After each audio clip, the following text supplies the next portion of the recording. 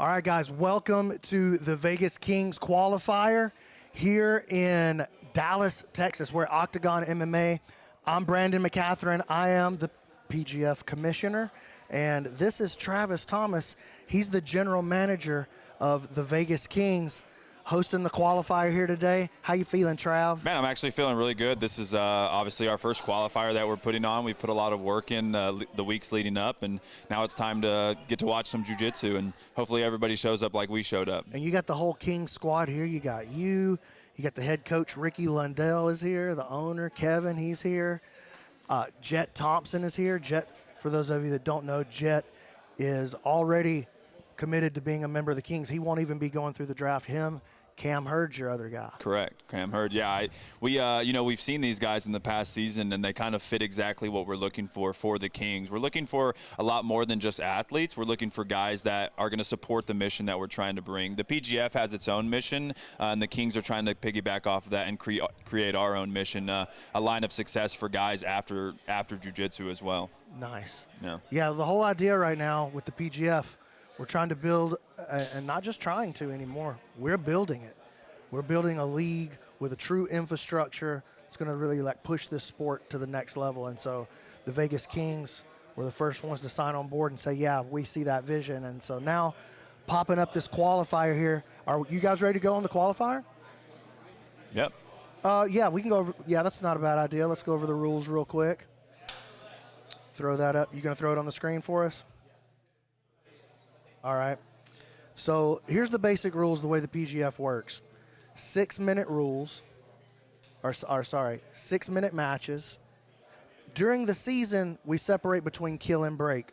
How many points you scored towards the playoffs, towards your individual playoff run, and towards your team championship. Break or kill, 6 or 3. During the qualifiers, we don't do it that way.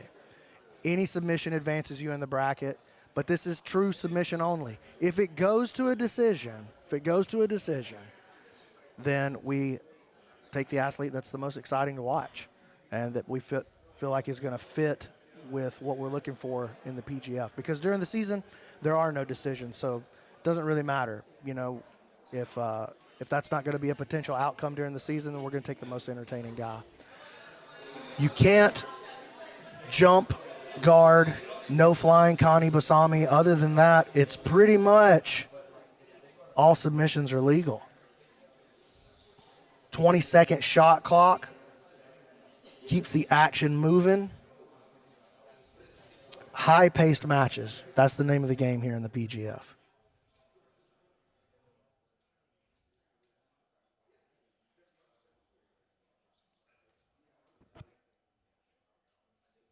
Yeah, I think we're ready to go. Yeah, we're ready to go. First match.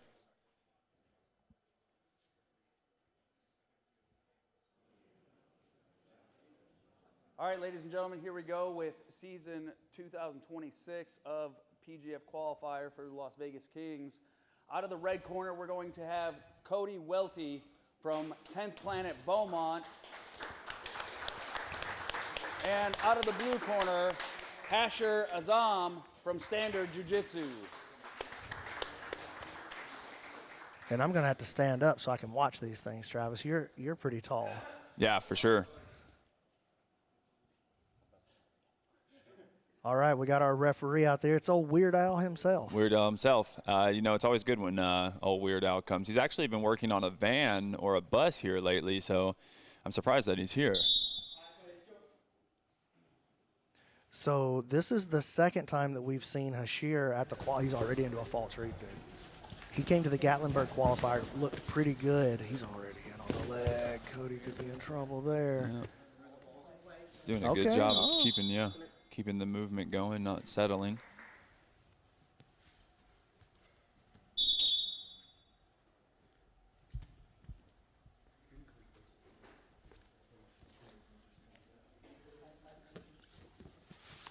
Oh, now Cody's entering into the legs himself. Ooh, he's looking for this belly down straight ankle here. Yeah. Putting a lot of pressure in that thing. Got it. Wow, quick. Dude. Oh, very nice. Nice. Yeah.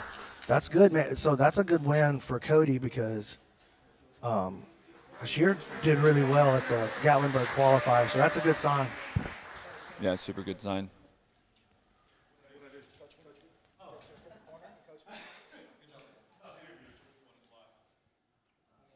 All right, I think we're going to go to our next match, but that was cool that you seen the Hashir go into the legs first, and we seemed like he was pretty deep, and Cody found his way out, and then out of the red corner, Austin Orende from Orende Bros Jiu-Jitsu. all right, we have Austin And out of the blue Orende corner, coming up, we have Rudy Dominguez from Octagon MMA. and Rudy Dominguez, who is in his home gym. Hey, Andrew Murillo, make sure you give me the time. I need the time on the last match as well. We're about to get started. Match has started. Forward roll to start the match. You know, I've actually got to train with Austin some out in Nashville, Tennessee. He would come up to triangle submission, part of Pedigo with Clay Mayfield, and me and Austin have got some good training. Austin competes a lot on the IBJJF scene that I've seen, and he is, yep, he gets the tap quick. He gets into the legs. Gets into the legs a lot, and you see that right there. He got another straight ankle. That seems to be the meta right now in jiu-jitsu that everybody's trying to play with. Well, it's a lot of new, interesting 21-second submission, by the way. 21-second submission. That's So 2 matches in, we're not even up to 1 minute yet. kings in life, kings on the mat, you know? Let's go. There you go. Let's go. Yeah. Oh, we're going straight We to have it. Jamal Yeah, this Parks is how it plays, from man. Moeller MMA. Let's go. This Fighting Michael is Crow Jamal from Parks, TCB Fight Factory. and he is going against Michael Crow.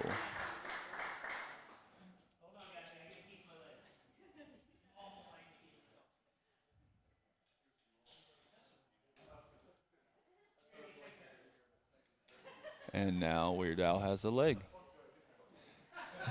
Now, let's see. This is This is Jamal Jamal Parks versus Michael Michael Crow. Crow.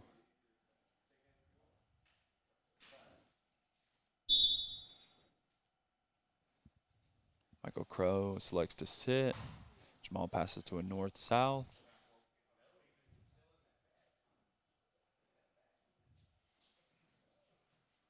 Looking to grab into the legs. Well, Michael's looking to grab into Jamal's legs.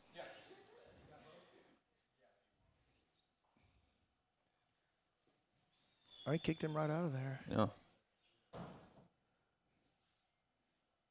I mean, it looks like, I was going to say, it looks like he wants to sit back on that leg.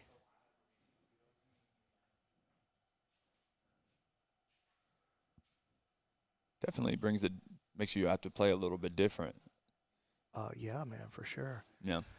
It's not always something that seems like it would be an advantage. It definitely takes away from like the game that you're used to playing. Yeah, I mean, it takes away a lot of what the offensive player in this case is trying to do. Jamal's trying to do.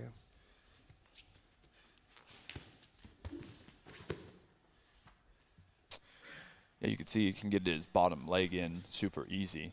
Just doesn't have to worry about the shin pummeling, and he can.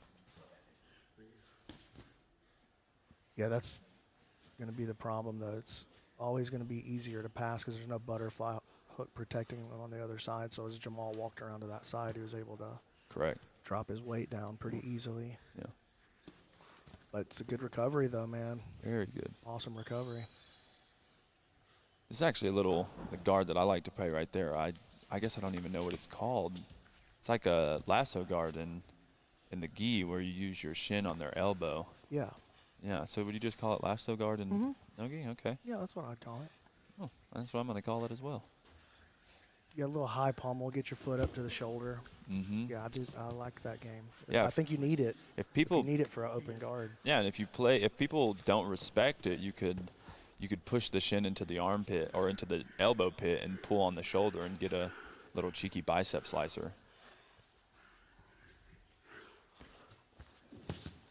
It seemed like he was trying a punch choke from the bottom of north-south there. And definitely got a little reaction.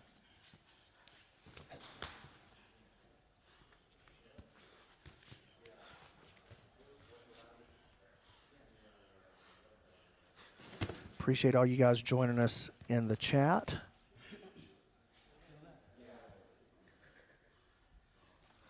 Make sure you give this thing a share.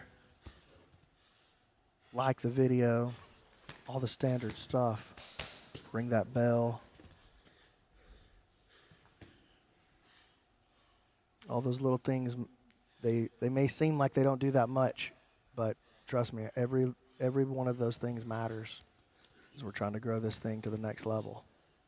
Headed to the halfway mark. And honestly, man, probably crazy slow match for a PGF rule set. Yeah, absolutely. Man, listen to this stat. So the first 3 qualifiers, 78 matches, 88.5% submission rate. 88.5. Yeah, you're not seeing that pretty much anywhere else. No, it doesn't exist. And it definitely not over that many matches. Like you could have that in 8 matches or 10 matches. You know what I mean? Yeah. You could have a night like that. Yeah, and the cool thing that you see is it's not even that there's huge skill gaps. Correct. The thing that's pushing it is the rule set. That's right. It's the he was looking to get into a darce from the bottom. But yeah, it's the pushing of the action, it's the stalling calls, it's the making everybody go forward. It's the if you're in a bad position, you have to move to get out. It's not, it creates a lot more opportunities for submissions and bad things to happen to people. I mean, just watching this right now, you got to send somebody through. Who do you send through? I will say, let's see, Michael from the bottom is throwing up a lot of submissions. We're seeing from the top he is getting past the guard. It's looking like he's having a hard time securing those positions.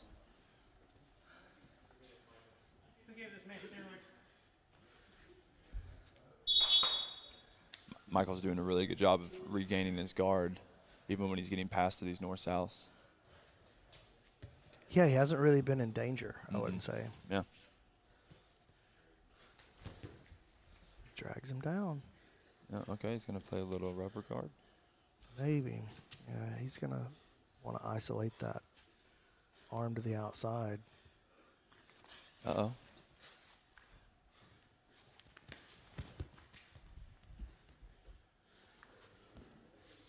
Blocks the mount, on belly, and a good half guard recovery again. Mm-hmm.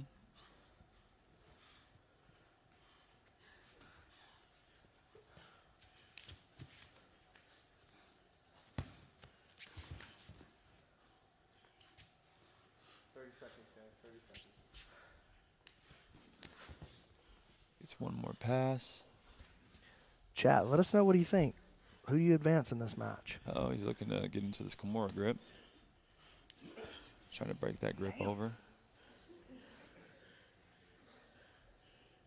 It's going to be hard to finish. It's going to be hard to finish this in a very short time.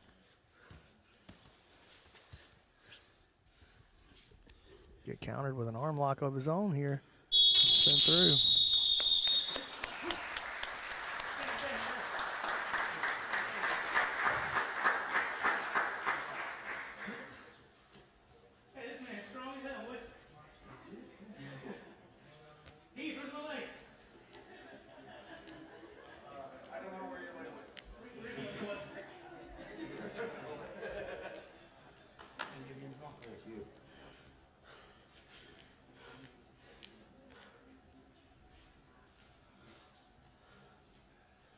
I'm not tired. This is fake. Just for show. Go ahead.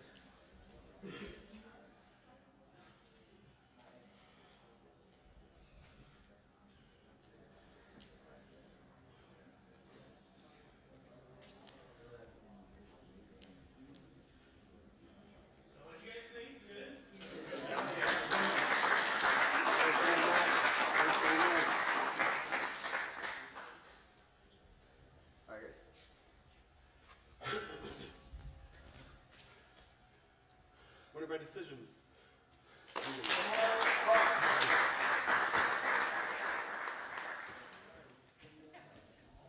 Next round. Our first decision.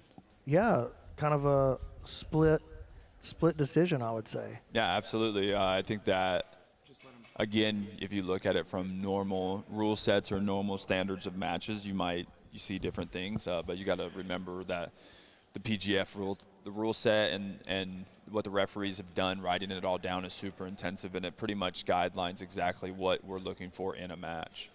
And you could see that the top player was getting around the guard. He was passing. He didn't throw up as many submissions, which is something we're looking for.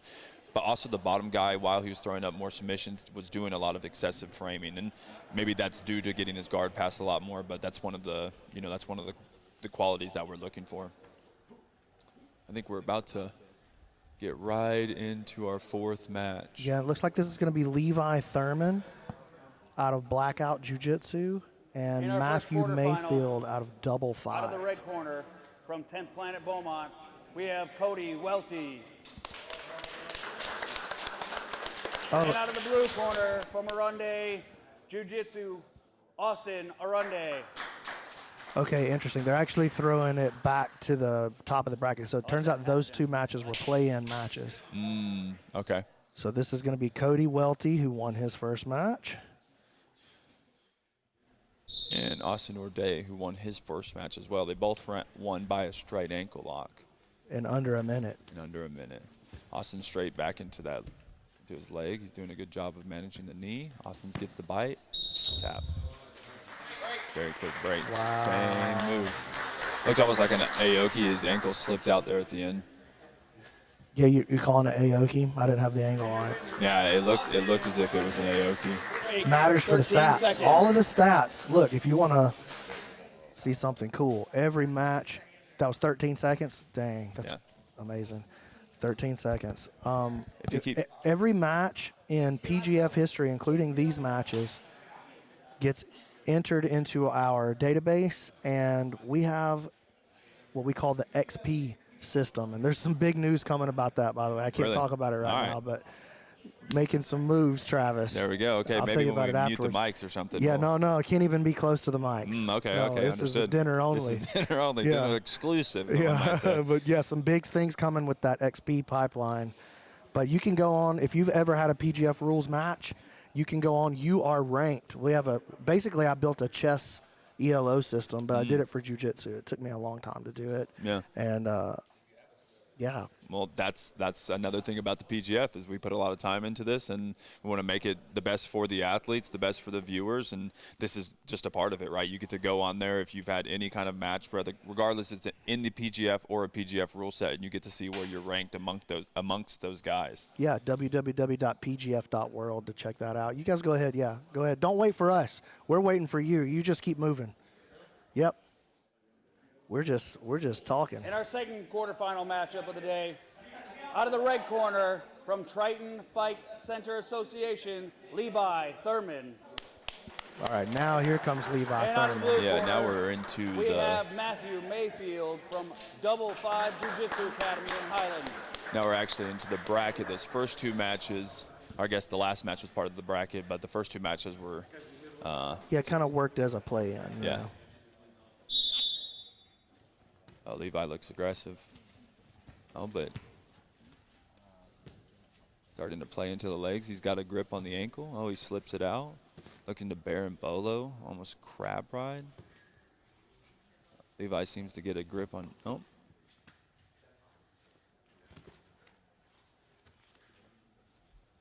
You wanna.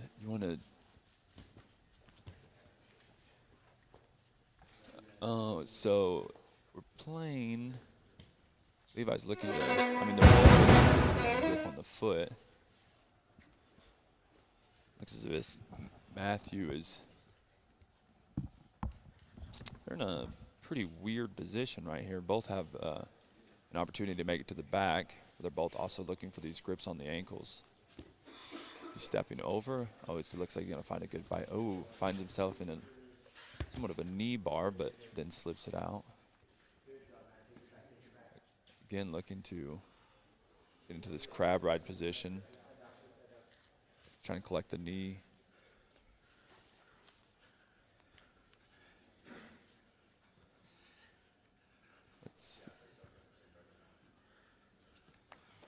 Gets another grip on the ankle. He's doing a good job of rotating out of these positions as soon as they get in them. Nobody's waiting around to see if the grip is good.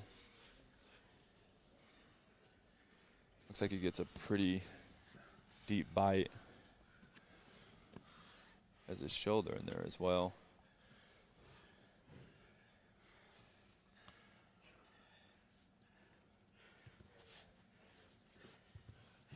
Oh, looks like he's about to collect this leg. Steps through.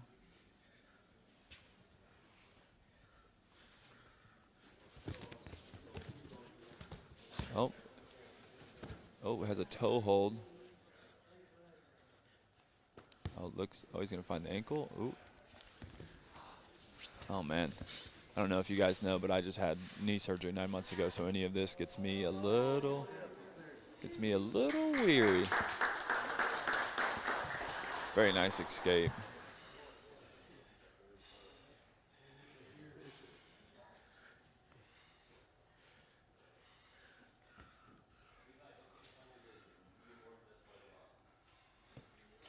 You can hear somebody from the crowd telling Levi not to get tunnel vision, that he could play in more than just the legs. We see him pass real quick with a nice shoulder crunch grip.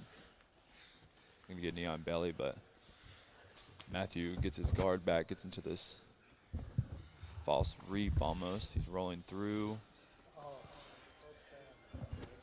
Oh, he's got the ham sandwich. And he gets out. I switched positions so I could see a little better. Sorry about that, guys.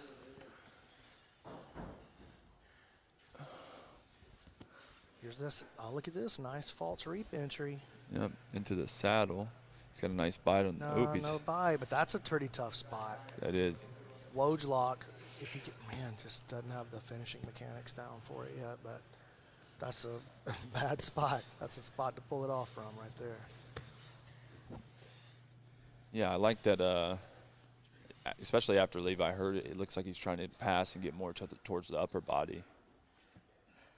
Matthew's still doing a good job of collecting these legs when he does pass.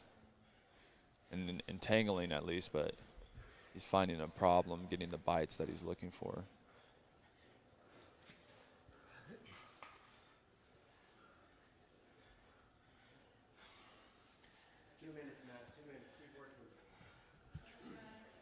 Matthew's finding a grip on that left leg. Levi does a good job to posture out of it. Oh, look at this triangle. Very nice. Oh, he bailed on it. That's something that these guys should think about too, is whenever they get into Sixes and threes, man. Yeah, whenever they get into the PGF, the threes are a little easier to come by, but it takes 2 subs to a choke, which gets you 6 points. And a little stat right here is the season that I was in, season 7, I finished in 3rd or 4th place with only 3 chokes, and a couple of those guys had way more submissions, but since they were breaks, they had to find more of those submissions. Yeah, there's a whole game. There's a whole meta on the inside of it, especially once you get to the regular season. Here at the qualifier, it's all about getting to that spot. So it's kind of like a little more win at all costs. Correct. Like the style of win almost doesn't matter as long as you could just get there. Yeah, he's got both legs collected. He's got a pretty nice grip on this ankle. Yeah. But he seems to be slipping it out. This is something too. I think that you're saying win at all costs. Sometimes you got to switch off of this game. It's almost like the push to more action. We don't want to see you backing up, but also as coaches or teams, we don't want to see somebody who's unwilling to play the whole game. You know, when you get stuck in a position, can you switch off and go to the next game? Yeah, and it's important to remember that these qualifiers, yes, we're having a tournament, and the guy who wins the tournament is going to get a spot in the draft for sure. But it's also tryouts, Mm-hmm. And we always try to emphasize that at the qualifiers. Like, you might, like if you come out and like really throw down and are fun to watch and good, even if you don't win, like there's a chance you could find yourself on the roster. And we do a lot of that every season. Absolutely. So Not we only want guys that want to be here. We want guys that. Yeah, very nice match. It ends in a draw. That's going to be a tough decision. Yeah.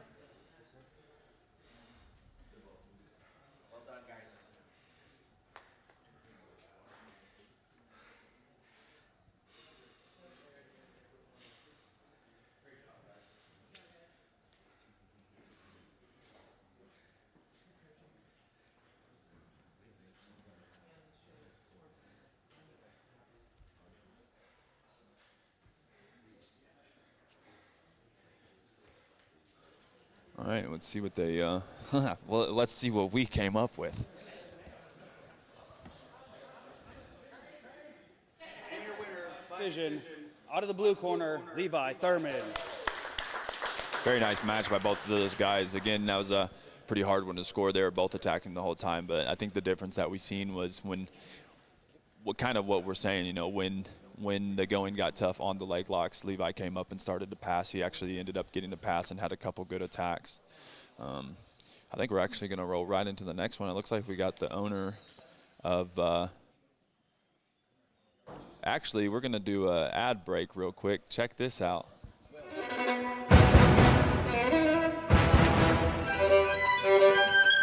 Well, I think that we're going to do an ad break.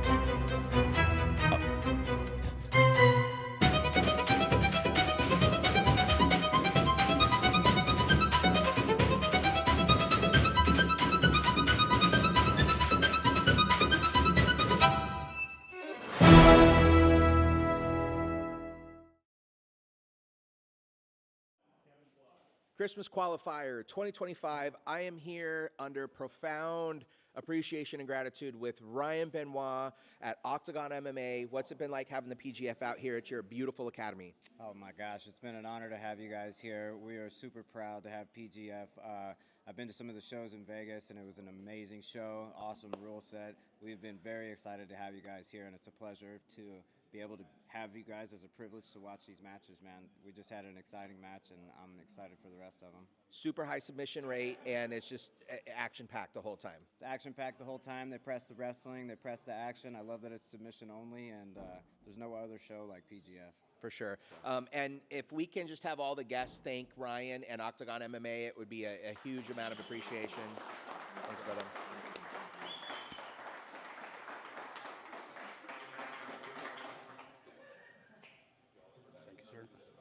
Ryan Babyface Benoit, one of the trainers here at Octagon MMA, close friend of Ricky Lundell, UFC fighter, super cool dude, super game opponent.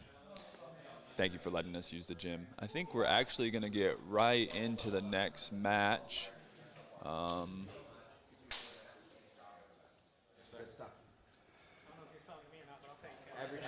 so far. And looks like here we go. It's going In to our go to next Todd. quarterfinal matchup, out of the red corner, we have Tanner Marsh. This is Tanner And Marsh's out of the blue first corner, match. we have Noah McCauley. And Noah McCauley's first match too. Noah McCauley is, I would like to say, one of the favorites in this tournament. Tanner, who he's going against, is actually from Austin Ordain's gym, the Ordain Brothers Jiu-Jitsu. Orenday, right? Is that how they Ordain? pronounce it? I think that's right. Okay, well, he's out here looking. He's got that same spirit that Austin's got, but Noah is on him quick. Yeah, he's Dude, he's a murderer, man. rolled into I the think that Noah has a lot of potential in this sport. Choi bar situation. I like that he goes into almost like the X break. Oh, but I like this, though. He's cutting the angle that he needs to maybe survive this thing. Yeah, it looks like he's gonna get his shoulder free. He can get this foot off of his head. Really no threat for a choke here, but he's doing a really good job keeping his head stationary. Yeah, but it's allowing a lot of movement the way he's trying to control the head also. Very true. No shoulder or hip position, securing. Oh, this was nice. The way he pulled that out was slick, dude. Very nice. Great movement. That's Noah McCauley. It looks like we're going to be seeing a little bit more of him. 53 And seconds your on that submission. winner with a break in 53 seconds, out of the blue corner, Noah McCauley. Very nice. Sick, dude. Started the match by entering into that little Choi bar situation. It looked like he was allowing a little bit too much movement, but was able to pull that arm out of there and get a nice break. Yeah, maybe not allowing too much movement, but he was allowing movement. But it was the movement is what created the opportunity. So he was probably creating a little bit of that so he could get some movement out of him. For sure. And expose the arm. Hey, if you're a game safety and you're playing a football game, you play a side of the field to get the quarterback to throw it to there, and sometimes it works out and sometimes it doesn't. But hey, that's what we're here to see. All right, let's run it. Yeah, dude. To the next, we're gonna get through this quick with all these guys getting all these submissions. Well, that's the idea, man.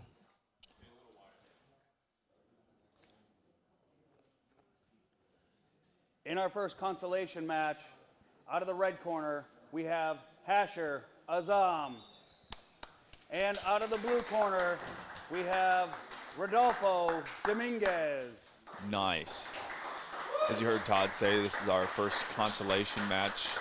Or, if we're just being honest, this is the first match of the losers bracket where you can still win your way all the way back to a spot on the PGF. This is a double elimination bracket all the way to the top. So if the guy from the losers bracket makes it to the final, He's already in on his spot, man. This year's pretty good once he's on the legs. He's collected his second leg. I think we're going to see him try to. Yep, this is actually. It's actually a move that was kind of going viral on Instagram for a little bit through John Donaher, where you collect the second leg and. Ooh, yeah, very nice. Very nice.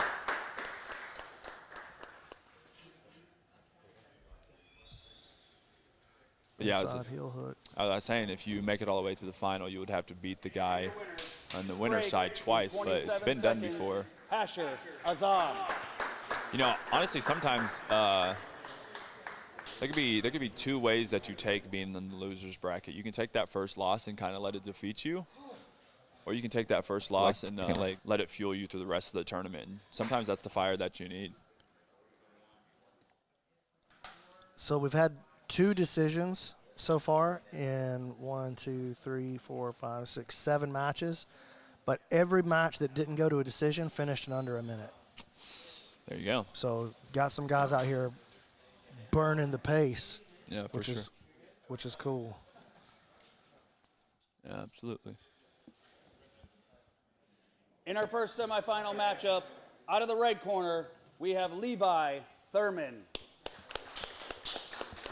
And out of the blue corner, Noah McCauley.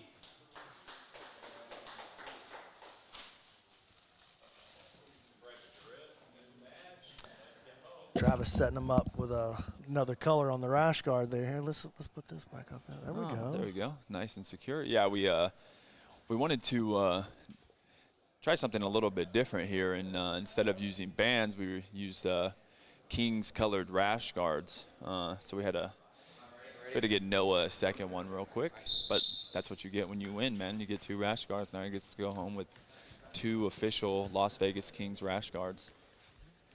Oh, and he's early into the leg. Ooh, switches to the opposite. Very early. He's going outside heel hook with it, actually.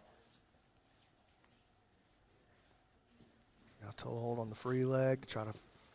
This is nice work. Yeah, he's doing a really good job defending, though, actually. Yeah, and he's just Noah just progressing through his sequences. That's the thing.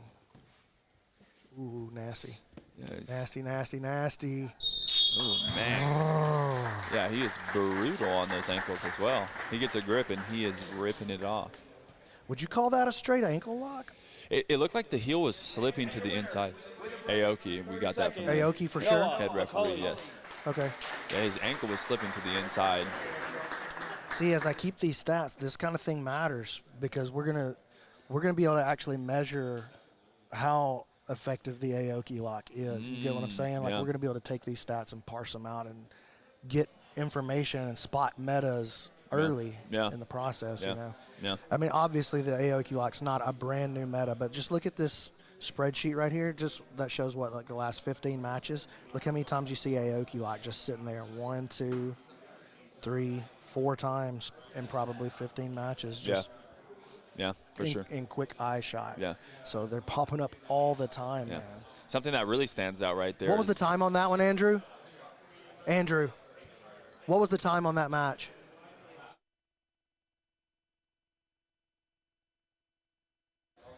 Yeah, it's fine. Just leave it on. Okay. 33 seconds. Yeah. Nasty. Noah McCauley, man. Noah McCauley. And next up we have, it's going to be Austin Orenday versus Jamal Parks. So we'll get to see if Jamal changes up the game a little bit. Well, I'll tell you what, this is going to be our 3rd time seeing Austin. We haven't seen him for a full 30 seconds yet, I don't think. That's true. Let's see if he can come out here and do it again. That'd be a really good highlight tape. You could put all of your submissions, the full matches, in an Instagram reel and still be under a minute. Out of the red I think you corner, get 90 seconds now on Austin Instagram. Okay, Arunde. 90 seconds. You know. All right. That gives them some leeway. And out of the blue corner, Jamal Parks. Nice. Austin comes out in that cowboy hat. Austin was on the UFC BJJ show, for those of you that are like, how have I seen that guy before? Remember when they did the reality show to kind of kick off the new UFC BJJ? He was there for that. Yeah, I think he got put out a little bit early. I think, though, he had mentioned in there that he just, it just exactly wasn't what he was looking for. He tried to go in there and do something and just kind of got caught. But we see him right here. Well, but he was there for the entire time, and he had that experience. Yeah. And I think that little things like that matter as you start trying to push towards, like, being a professional. Those couple little, nice. Very nice. Trips him straight in. He's holding on to that front head. Yeah, we've seen Jamal shoot in for the takedown, and Austin was able to grab up to that head and arm super quick and definitely dominate the wrestling from then on. Yeah, interesting you said that. Jamal getting to show us a different side of his game here. Quick, explosive athlete on the feet. Looking to create angles. Definitely wants to wrestle. Shoots in. He's got another one. Yeah, definitely not as big, but kind of reminded me of Dump Truck. A little Randy Roden-ish. A little Randy Roden-ish, man. I'm getting that vibe from him. Oh, man, really flexible guard right here. Flexible and dangerous, too, man. He looks really similar to what Jet does, honestly. Looks for that K guard, shotgun arm bar coming in off the other side. Yeah, I'm playing with this, what we were calling lasso guard. It's really hard to get past the guard, especially you see he has a grip on this hand, so he can't take the hand back, and he can roll into a triangle or get back to his guard.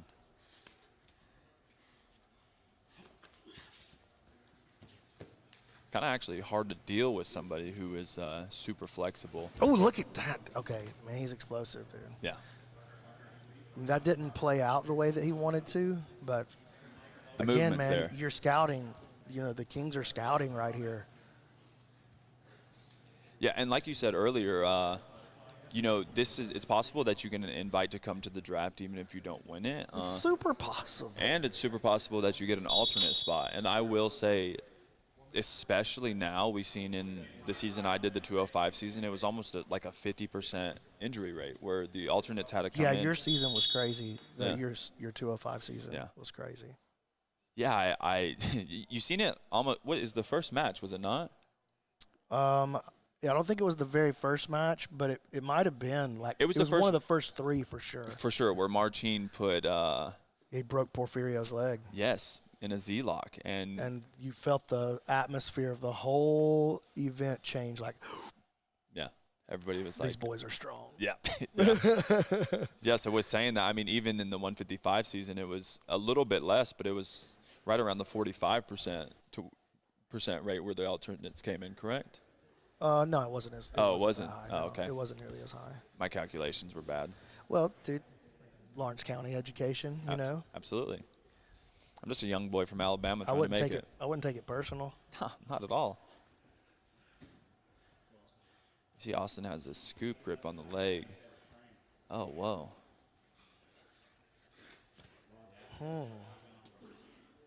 This is, He's gonna slip his head out and look to the arm right here, maybe. yeah. If he slips his head out, this is almost He like could a. also now he can switch to his triangle grip. You see the way he did that? Oh, Oh man, that was bro, beautiful. that was so slick. Dude, are you serious? He can lift him in the PGF rules. You can lift him. You can't slam him. tie. Very nice. Wow, bro, that setup. Yeah, that was beautiful. That setup was so nice. Yeah, that was a beautiful sub. Austin's And your looking winner really good by today. kill in 2 minutes and 31 seconds, Austin Arunde. 2 minutes and 31 seconds. Correct. First time that we've had a match that didn't go to a decision end in over a minute. Triangle choke. Yeah. And that's good to note. Again, man, you're out here scouting. That's points in the PGF. You know what I Absolutely. mean? Like he was playing with the legs, but prioritized, and maybe it was just, opportunity knocking right there. Triangle was easier in that particular play, but he can score 6. That's huge for your team, man, because Yeah. the grand prize for the team depends on who scores the most points. Whether you get into the playoff, it's about how many points you score over the course of the season. So being able to score a kill instead of a break is huge, man. Yeah, and that's like I was saying. Your second consolation match of the day. Oh, looks like out of the we're- right corner. Oh, we're going Asher straight into the next Azam. one. But yeah, man, three chokes. And out of the It's blue almost corner, proven, Tanner if you look back at all the Marsh. seasons, that around 20 points is going to. You need to switch. Travis just slinging them headphones off so he can jump up and get this rash guard for the guy. He wants them both to wear different color rash guards, which makes sense. So he had to go throw a blue rash guard out here for, who is this coming in here? This coming in is going to be Tanner Marsh. Yes, Tanner Marsh, and this is part of the consolation bracket. But yeah, I was saying it's if you look back at all the seasons, around 20 points is usually going to get you into the top 8, and that's right around 3 chokes. So you can dramatically change the standings, whether it's in the teams or your own, just by getting one of those kills. Tanner got to be very careful what he does with his right arm here. No, not so much anymore. Here's this 50-50 inverting all the way through. He's got a little bit of a Oh, his shears got it. tap, tap, tap. Yep. Ooh. Yeah, I told you he's a really good leg locker, man. He showed that in Gatlinburg, I thought. And now look, that's 3 points With for your a break, break in under a but minute, again under a minute, Ashar so he's Azam. bonusing. That's 4 points for your team. You know what I mean? Very true. And again, those points don't count here. This is tryouts. But during the season, that's going to really matter for your team, man. Whether it was 3 or whether it was 4. 25 seconds again. 25 seconds. And I'll tell you what else it does. It sure does make that highlight reel. Yeah, absolutely, absolutely. You can put a little bit more meat of the match in there so you get to see the context of the match and still get the whole thing with the submission. What? Oh, Kings Qualifier. Oh, yeah. Why we're here, this is a Las Vegas Kings Qualifier here in Dallas. The last qualifier for the PGF Season 9, the 2026 season, is going to be in Las Vegas, and it's January 24th, and we're holding that as well. It's going to be another Las Vegas Kings Qualifier. And also, we're going to be in Philadelphia for the Philadelphia Phenoms Qualifier on January 17th. And those are the last ones. These are your last couple of shots to get in. Listen, we got people. A lot of people want to get in now. It's not like it used to be where I was like, oh, who can I convince to try to do this crazy idea with? No, we got people lined up. So, we would love to have. If you're exciting, you want to get down, you believe in the future of jiu-jitsu like we do, come get down with us, man. January 17th in Philly, January 24th in Vegas. Or just hang out with us and get down right here in the chat. Happy to have you guys. And let's get this next match cracking. In our next consolation bout of the day, we have out of the right corner, Michael Crow. We got Michael Crow right here. And out of the blue corner, we have Cody Welty.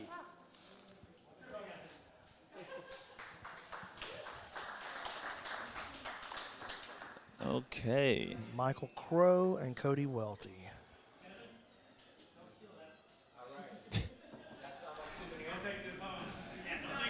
He sat his leg down to the side. He said, don't steal that. If you didn't hear that on the broadcast.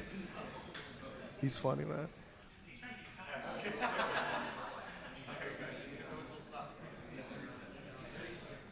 All right, let's see what we can get started. Michael opts to sit guard. Lead into a split stance. He's past knee slice on that left side. Oh, he inverts, gets his guard back. Oh. A little route drag quickness. He's doing a good job of securing the position and holding him steady. But you see he's getting his frames in, and he's doing a really good job of getting his guard back. Again, we would like to see a little bit more offense off of these positions, or, more explosion to get out instead of just this slow, methodical way to get out. But all right, that's the first time I've heard the shot clock pop on so far today. let's see what he does, if he does anything to turn it off. Oh, there he goes. Yeah. He's in on the leg. Gets a grip on the leg. There he goes. Nice. Oh, he's got like a Mikey lock. Yeah. He's got to follow that. He's got a little bit of a lateral knee bar. Pulls it into. Oh, slips out. So that was nice. But He's he's got just, when he grabs it, dude, he's just like, I'm going to make sure my grip is strong. Yeah, I was going to say, that was a little modified toe hold, just fingers over the toes. Cody all the way around in this far side arm lock. Let's see what he does with it, though. Yeah. He does sit back on the arm lock. I was going to say, I think that Switching off to an arm crush, maybe. maybe even this. Radapana. Switching Oh, to wow, leg. straight into the leg. And there's the inside heel. Yeah, very nice. Told Kevin not to steal his leg. It looked like Cody did. I'm just gonna let you have that one, dude. I'm sitting out. Yeah, you know. How much? Welty. 142. Man, these things are flying. These matches are flying. Yeah, I think we're actually going to take a quick second. Yeah, we need to let these guys break a little bit. Yeah. Let them get their breath. You want to see the best version of them for sure. And while we're doing that, look, I'll hang out here in the chat. This will be a good time for us to chat it up. So let me know what you got going on, questions you got about the PGF, about what we're doing here, where we're going. Good chance for me to kind of spend some time hanging out with you guys. And if you want to, we can make fun of Travis for some of the stuff he said. Oh, wait a minute. We're throwing Ricky Lundell in here. Hold on a second. Ricky, hit that little red button right there for me. That's the one. And now, let me see if I can hear you now. Hello. Ricky Lundell. Ricky, first of all, thanks for joining me in the chairs here. Head coach of the of the Las Vegas Kings. I called them the New Hope Kings. Almost messed up. Head coach of the Las Vegas Kings. Tell me about first of all, how did that happen? What's that experience been like? What are you looking to do? Well, first off, I'm really honored to be over here with the New Hope Kings, the Las Vegas Kings. You know, any way you want to say it, you know who we are. You know, Kevin Lucas has done just an incredible job putting this thing together, and he's really focused in on building a culture that's going to help all of grappling, not just the Las Vegas Kings, but everyone out there go to the next level in every stage of life, whether it's competitive, leadership, growth opportunities for the sport, people being able to make better finances involved. It's really an exciting vision that's been casted, and every day we're working to make it 1% better. And what is it about the vision of what Kevin is trying to do with the Kings that makes you want to be a part of it?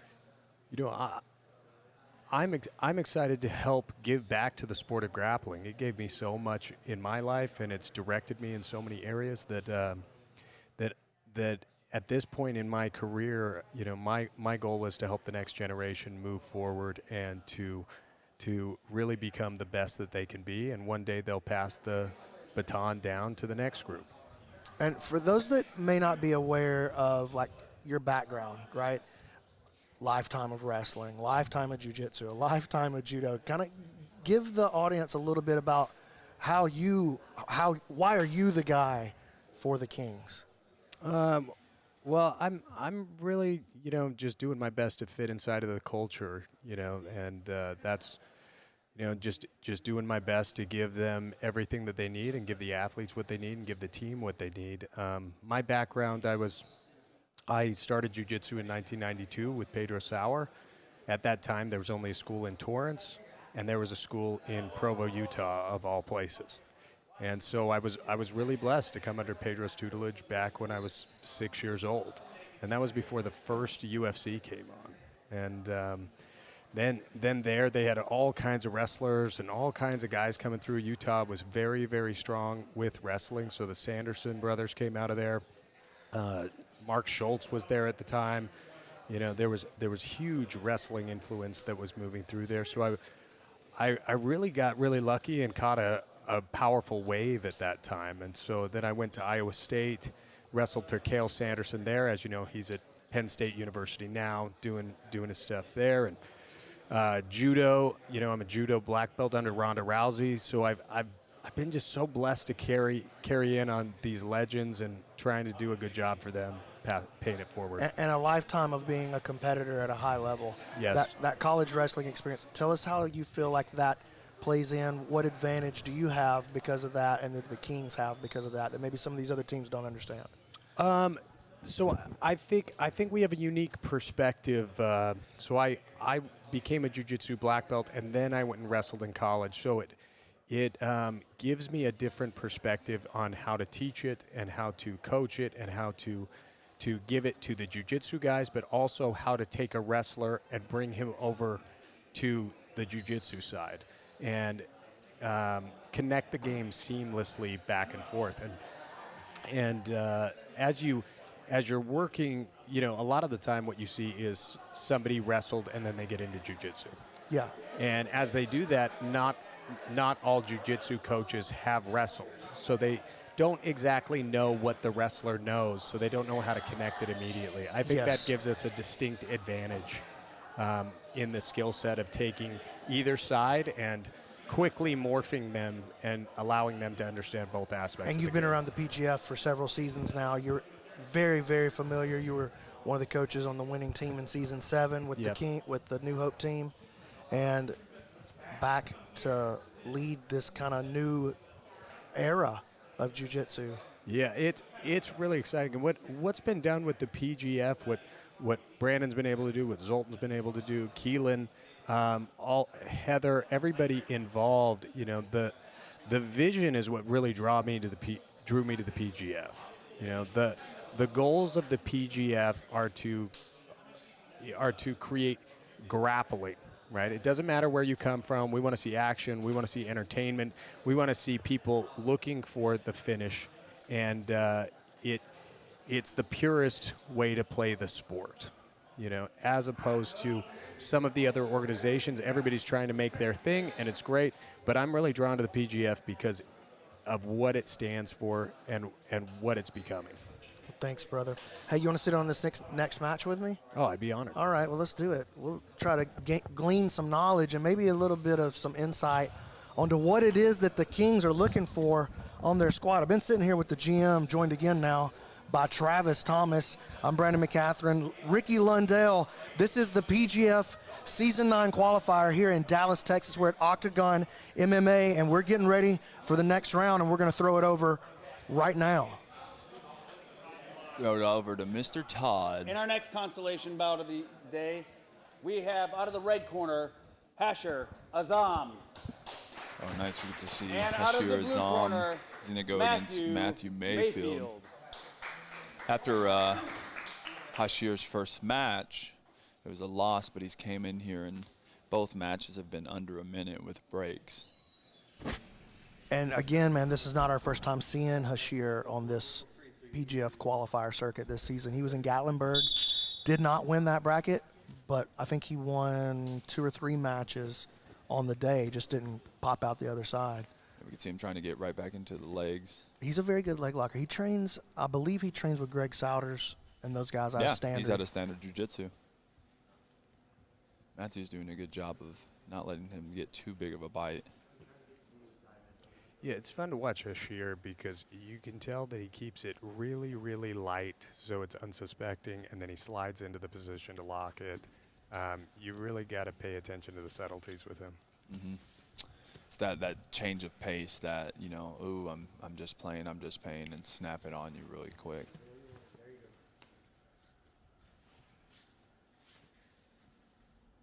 It's something you see a lot in. Oh. Something you see a lot of sports. People, they'll lull somebody to sleep. Like in football or basketball, you give them a slow read and out of nowhere blast off, and it's hard to read that. You can't really see the emotion in the face or anything. It's so quick. Yeah, good rhythm change. It changes a lot, and timing matters. We got a pretty good fight there. Oh, Wow. you Surprise. get him with I couldn't even really tell what that was. It's like a cross-side toe hold. Yeah, I don't know. So like a corkscrew lock, maybe? Break in 1 minute, 15 1:15. seconds. Matthew. You know what it was? Mayfield.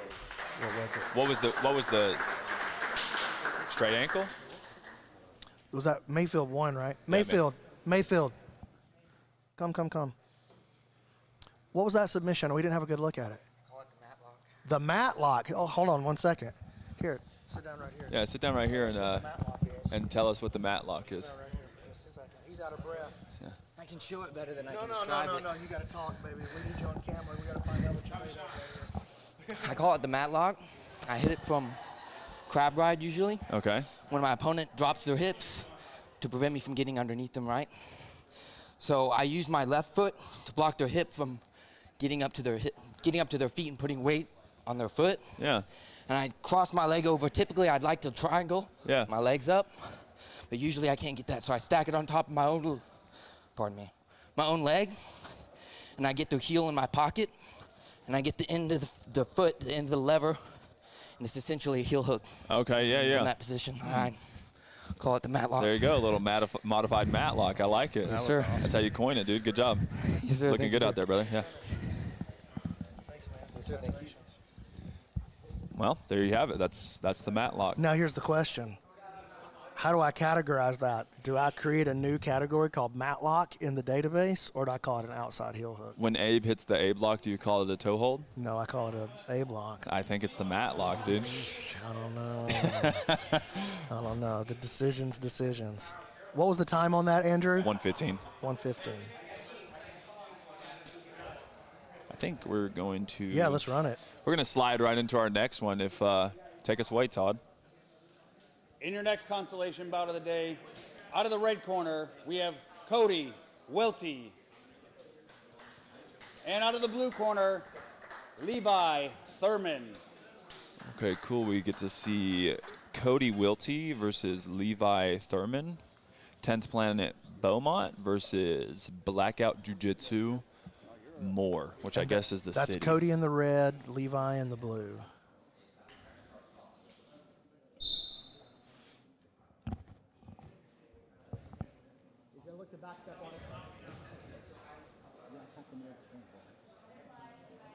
Looks like both of these guys in their past matches have wanted to play in the legs, but we've seen Levi come on top and start to do a little bit more passing.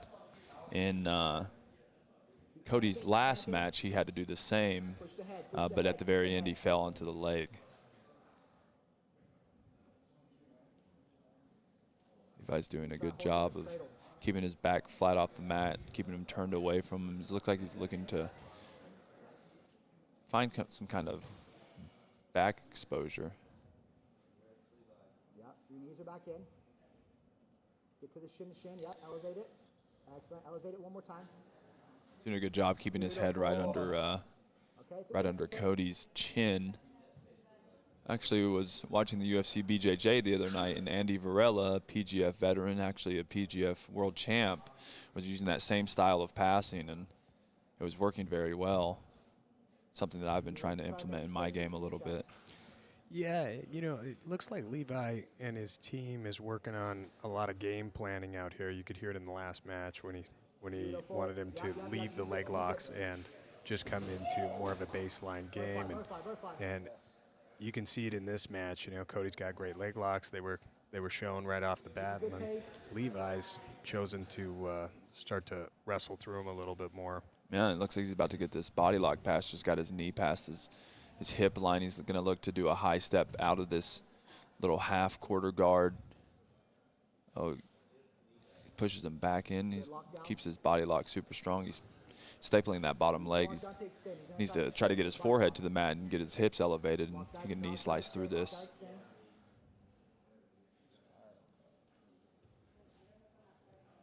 Beautiful, beautiful. Elevate, elevate. Yeah, it's nice to see that in a competitor with Levi, you know, being able to switch games and show people different looks mid-match. When you see that, you know, you never know what you're exactly looking for, and it's hard to game plan against somebody who can switch on a dime. Yeah, for sure. And, you know, that's what's something we've been talking about. That's something you want to see in the PGF is somebody who can play to both games, who, you know, is looking to get the kill but can also switch off to the legs if necessary, or switch off to a break. And right now we see him, he's taking Cody's back, and he doesn't have full back control, but he's doing a good job of collecting the hips, and he's going to switch it to a somewhat of a mount. Yeah, there's nothing scarier than a control artist that is also a submission artist. If they can do it all, man, we want them over here. Well, I appreciate that, guys. I'm a little too old, though. I know. I've aged out, unfortunately. But I appreciate that. Sadly, we won't be able to pick up Brandon. He was our first pick for the 175 season. Never say never, though. There you go. That's a good point. No, I'm saying it. Never say never. No, I'm out. Oh, he does a really good job of floating, staying on the back, not losing a position to chase something.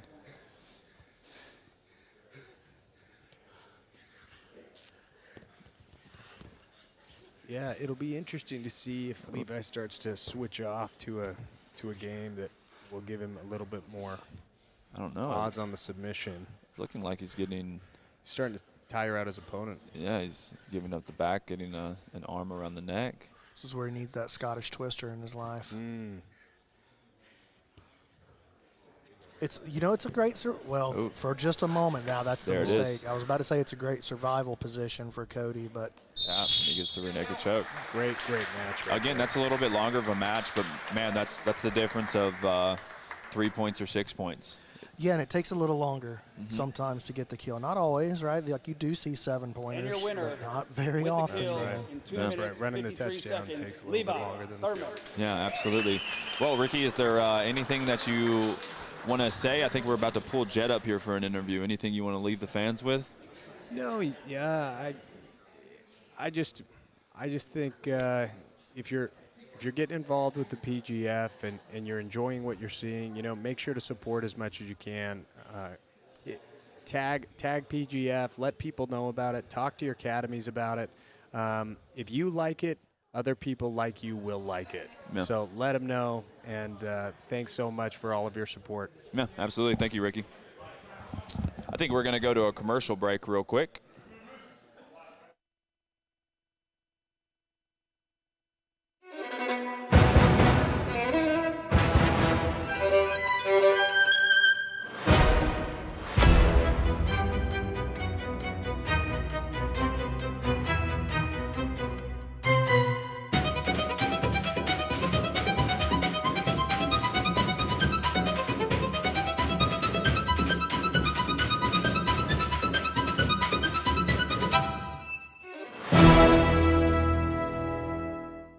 Actually, I'm here joined with Jet Thompson, the winner of last season, the 155 season, Season 8, and Ricky Lundell, the head coach of the Las Vegas Kings. Jet, you seeing anything out here that's exciting you? Yeah, dude. There's been some pretty cool matches, a lot of good leg lockers. Going into this, I knew Austin Orande was signed up. He's been signed up for a while, but I just looked at the bracket and saw Noah McCauley was in there. I kind of figured that would be the finals. Yeah, absolutely. And that's it looks like we're going to come up to that final match of the winners bracket, and then one of them will be put into the losers bracket. And honestly, from what it's looking like, I think those guys have 2 final matches against each other. That's I what would it's say looking so. like. Yeah. Have you grappled Austin before? Yeah, he actually he beat me earlier this year. Yeah. Yeah, he caught me with Steam-a lock. Oh, wow, look at that. So that's, I mean, obviously we know Jet is super tough, so that's a good look for Austin. Oh, for sure. Yeah. So, man, what are you excited most about coming into another season? This is going to be your 3rd season in a row? Or not in a row. Oh, okay. There was the 205 season. Yeah, you're right. Oh, This is going to be your 2nd season in a row, and this is going to be your Yeah. 2nd time doing the 6-week season in a row, right? Yes, sir. Yeah, so if for anybody that's done the PGF or hasn't and looking in to do it, what would you say is like some of the experiences that you can give to them? Maybe going from the week season to the 6-week season, is there anything that you could give some pointers on or tell people what they should be prepared for? Yeah, it's you really got to know how you like to compete, because you got to go out there and you really got to like push it, and you there's no time to like not know what you're going to do. So you got to go out there and know what you're wanting to do and accomplish that. Yeah, for sure. And I think that we got to see last season you coming in being a more known guy. When you did your first season, guys weren't really as hip to your game and kind of didn't play. And you were a breakout star, and you took 2nd that season against Andy Varela, which is, man, a super game competitor, right? Right. But the next season, you've seen some of the guys came out there and were willing to get draws against you, and you've seen that you had to start playing the game a little bit different, and like you said, get into the game quicker because some of these guys are willing to take a draw, which, you know, loses you some points. And Exactly. yeah, we got to see that. I think we're gonna have you sit here, or I think we're gonna keep talking, dude. Ricky, do you have anything that you would like to say to Jet or ask Jet? Well, first, I just want to address the crowd out there. You know, we as a team, we're very grateful to have Jet come out on our team once again. Though we've had him before, we're always excited to get him again. He's such a game competitor. He works so hard. His family is unbelievable. He has such an incredible support system. And he's going to do an incredible job helping lead this team. Yeah, absolutely. Thank you. I think we see, you know, Jet as a really big leader on this team. I think we see him as a high point scorer and somebody that we can, you know, help manage the other guys as well. He sees the vision. We got to tell him the vision and show him the vision last year, and he's coming in on another season with pretty much the same team and building on what we're trying to do. And it always helps when you've been there before and when you can talk to somebody and go, hey, you've been here before. Right. What should I do? How should I manage today? And we're just really blessed and lucky to have Jet with us. Yeah, absolutely. Do you foresee there being more issues next season with just winning?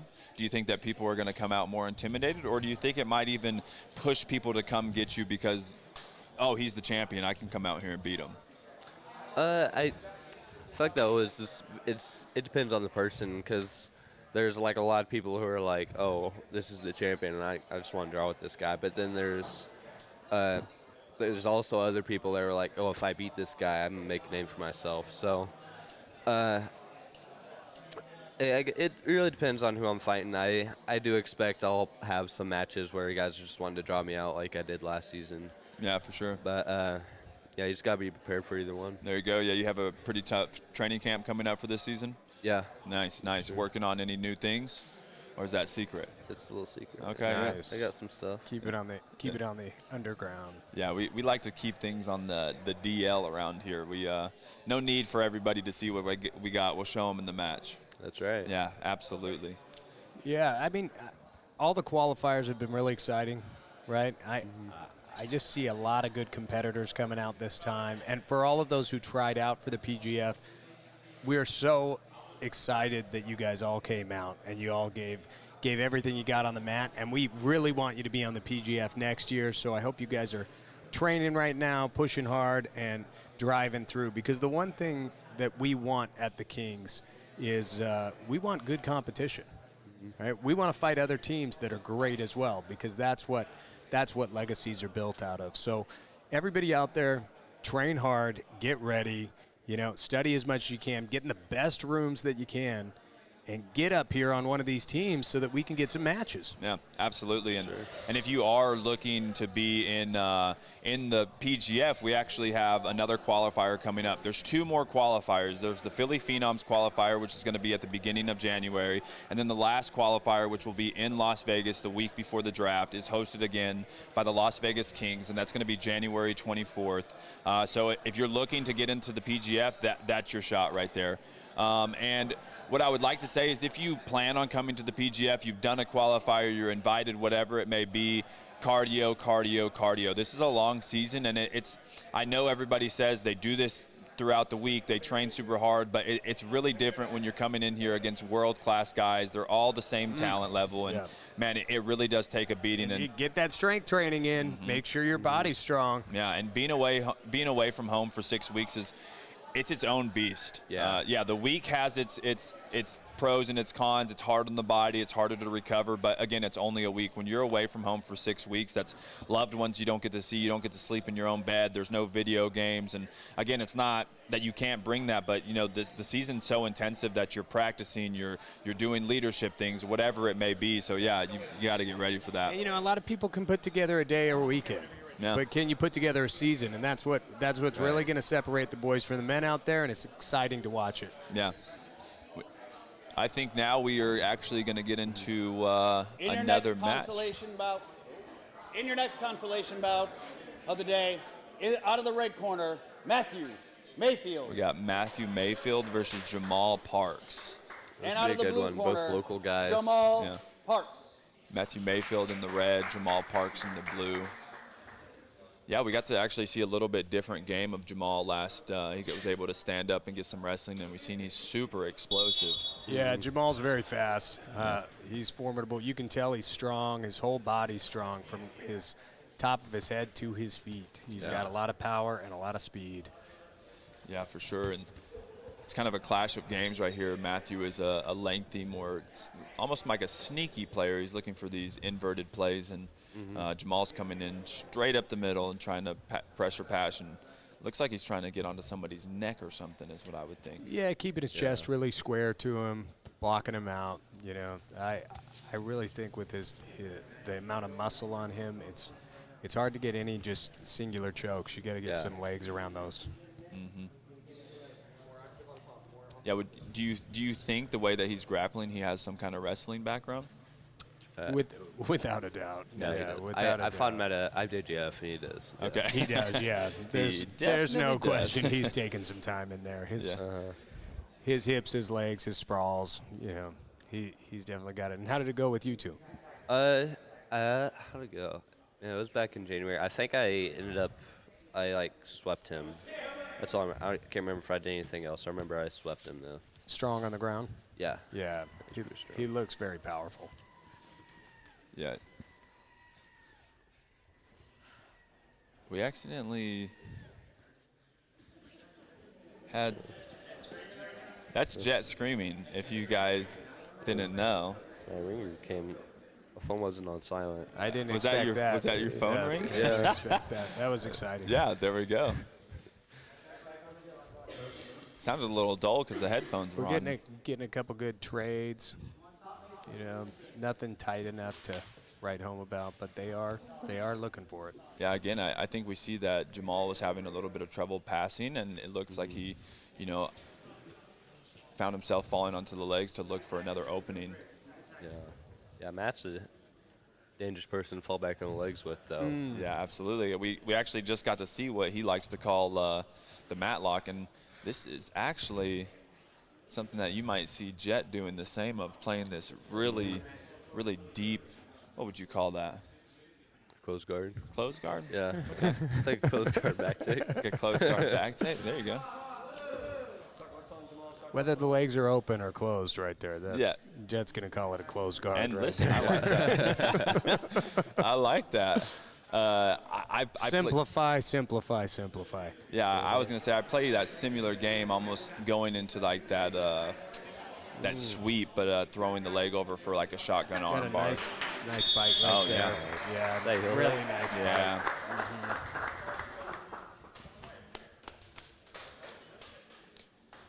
It's like there might have been a little bit of a pop in there. Little poppage. Big old strong boy, sometimes that happens. You try to flex out of a move. And At 2 minutes, 47 seconds, pop. Matthew There's Mayfield. a lot of legs there. He'll recover quick. Yeah.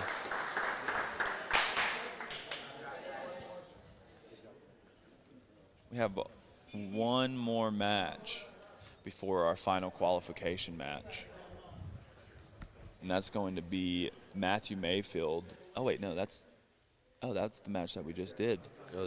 Oh, wow. Look at that. No, Finals now. Yeah, we're actually going to be into our final qualification match. I'm really excited for this match. Both these guys have been killing it the whole way through. Yeah. Yeah, whoever wins this match is definitely gonna put a chip on their shoulder for this. We're going to the final qualification match, and then we'll have the consolation bracket, and then the real final. So we got 4 more matches. Yeah. I think both these guys might end up fighting double finals. Yeah, I think they're going to do a double final as well. I think we're actually going to go to Todd to get these guys out here. In your next bout, we have out of the red corner, Austin Arunde. Austin Arunde putting And the out of the blue cowboy hat corner, right on Noah Kingdom McCulley. Kev right there. There you go. You know what? Kevin doesn't look too bad in the cowboy hat. Yeah, I like that. Yeah, That's a good look. I mean, what other look would you pull off in Dallas, Texas? That's it. Yeah, absolutely. Dude. This is going to be a really good match right here. I'm excited to see this. We got Austin in the red, and we got Noah in the blue. Austin out of Orende Jiu-Jitsu. Him and his brother own that gym. And then Noah out of 10th Planet Grants Pass. You see Noah opts to sit guard. Austin falls back on the leg. He's got a little bit of a Aoki grip. Ankle slipping inside. Noah's doing a good job staying calm. But he's looking to get more and more locked in.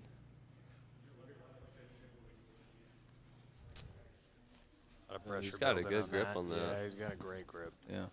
What I'm liking too is he's not trying to explode through the grip and lose it. He's holding it really tight. Good. He overslipped it a little bit right there. This is a bad position right there. Very nice. Very nice. Man, that was pretty close to a minute as well. Austin. Let's see what the time was. If that's under a minute, that's the third sub under a minute for Austin today. Really? 52 seconds, another sub under a minute. And your winner by break in under a minute in 52 seconds, Austin Arunde. Again, that's something that we keep touching on, these under a minute subs. If you're not getting the choke and you're getting a break under a minute, that's 4 points, which that's great. Yeah, it makes a difference. Especially when you get into the season, the breaks and the submissions are harder and harder to come by. Yeah, like that would have been a 12-point day for him in season. For sure. Yeah, 12 points plus he would have got the extra 3. So it's a lot of points out there. 15 points in a day. Yeah, and everybody puts on 15 points on the team every day. Well, it's going to look pretty good. Yeah, and something that also happens in the PGF is if your team wins the block, you get an extra point. So depending on what team he is, if the whole team's scoring, they got a good day, then he could be adding 2-3 extra points, and those points really add up. So it looks like, let's see. So the next match is going to be Matthew Mayfield versus Levi, and then the winner of that will face Noah, and then the winner of that match goes back against Austin. Again, if anyone makes it to the final, they're going to have to beat Austin twice to win the qualifier. Have to beat Austin twice? Yeah, so it's a double elimination bracket all the way to the top. Everybody has to lose twice. So if they make it back and they beat Austin, they would have to go with him again? Correct, yeah. So there would be like 3 final matches? Yes, absolutely. Oh, that's crazy. Yeah. I really like that too.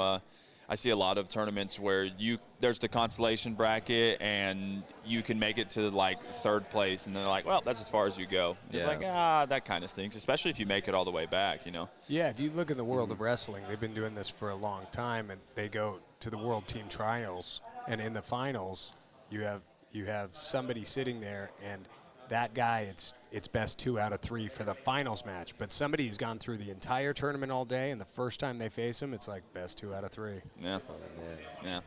It's a hard day in there. Yeah. And you got the best guy for the team now. Yeah, for sure. For sure. I think we're gonna do this last consolation match, and then we're actually gonna call Todd over here to get a little talking. So yeah, let's switch it over to Todd. In your next consolation bout, Matthew Mayfield out of the red corner. And out of the blue corner, Levi Guys, I'm taking my Thurman. mic over. I'm going to give it to Todd. Sounds like a plan, brother. Coach, praise.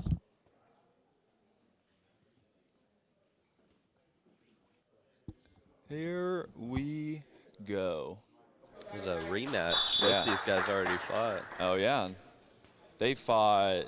It was like, I think their first Yeah, match. it was their first match. Yeah. And it looks like Matthew's getting quick into the legs. Yeah.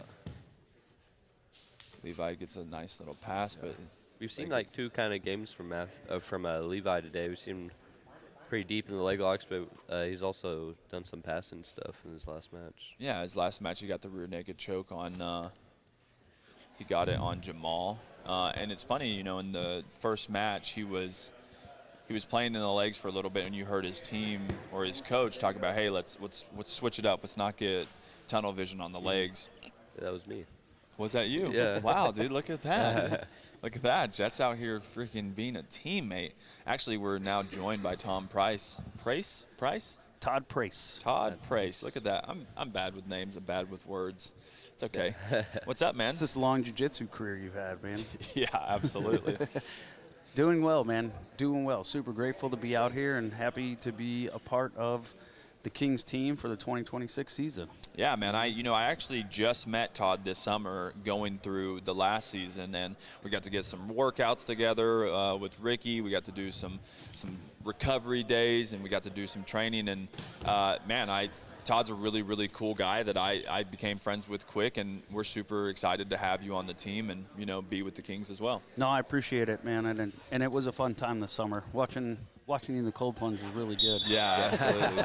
Oh, looks like Matthew actually got a break. Snapped on a break pretty quick on Levi. That's going to put Matthew against Noah in the last consolation match. And then the winner of that will go against Austin or Day, which is 4 for 4 with all subs, 3 of them in under a minute. Yeah, man. So what are you looking for when you are coming out here and you're scouting these players? Obviously, the winner is going to make it to Vegas, but what is it? Well, they got that one. Yeah, they got that one. We got you over here. Appreciate it. Really, what we're looking for is, some great character out of these young men, and we're really seeing that out of them. Just being grateful to be out here, enjoying it, having a good time, having fun with what they're doing, and then at the same time, we're not looking for, guys that are just playing the passive game and hanging out on bottom or even hanging out on top, right? Yeah. Not just playing in half guard and sitting and waiting for their quote-unquote opportunity, but they're being aggressive with their gameplay in all positions. Yeah. What would you say, you were introduced to the PGF last summer, as I was just mentioning. What would you say drew you to be a part of the PGF? There's tons of promotions out there. There's wrestling, there's jiu-jitsu, there's whatever it may be. What drew you to become part of the PGF? Honestly, coming from a wrestling background myself after the last 30-plus years, it's really the aggressive style that I've noticed. Watching young men like Jet going out there and they're attacking out of the gate. They're hand fighting from literally the first whistle until the match ends, if that's what it comes down to. Yeah. And seeing these guys really get after it really makes it exciting for me versus watching some of these other competitions, again, kind of just watching them sit to their butt and pulling guard or, just diving in on a foot, but not really actually doing anything with it. Yeah, and I've been in jiu-jitsu now for about 5 years, and I've got to see a little bit of growth and a little different promotions and here and there. But something that I've noticed is it's that the promotion almost promotes it with the way the rule set is. Yes, sir. The rule set is like, hey, you can stall until the very end. That's not, as long as you look like you're doing something, that's okay. But here at the PGF, man, the rules are. They're so they're so concrete and they're so established that there's so many things written down that this is exactly how you have to play. When you're backing up, that's a warning. We don't want the backing up. Right. We're not always looking, like we've said it a million times, we're not looking for the best jiu-jitsu guy. We're looking for somebody who's willing to go out there and play the game. Yeah. Mm-hmm. Someone who really wants to be aggressive with their actions, which, Coach Lindell went out and he gave these young men during the rules game or the rules clinic a quick parable of going out there and being a scorpion, right?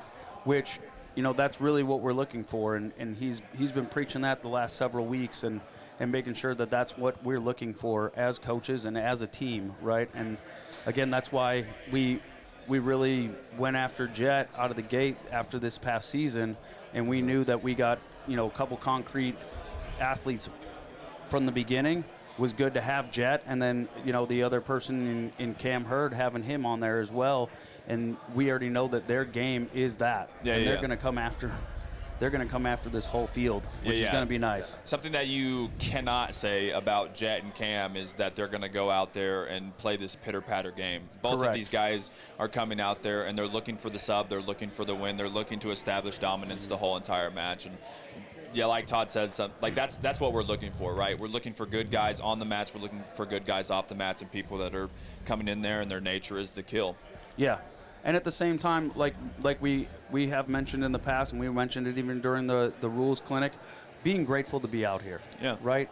You know, talking to Jet several times, even during the last PGF season, just seeing his character and seeing how grateful he was for the mentorship from yourself, from Ricky, from Kevin, from Cassandra, like just seeing that out of a young man, especially lately in today's day, is great to see. Yeah. And you know, I hope even for like my youngest son, that's something that he strives to be too when he gets to watch Jet this next season, because with me being out there coaching, I know he's going to be on YouTube watching us. Yeah, absolutely, absolutely. Well, is there anything else you would want to leave the fans with?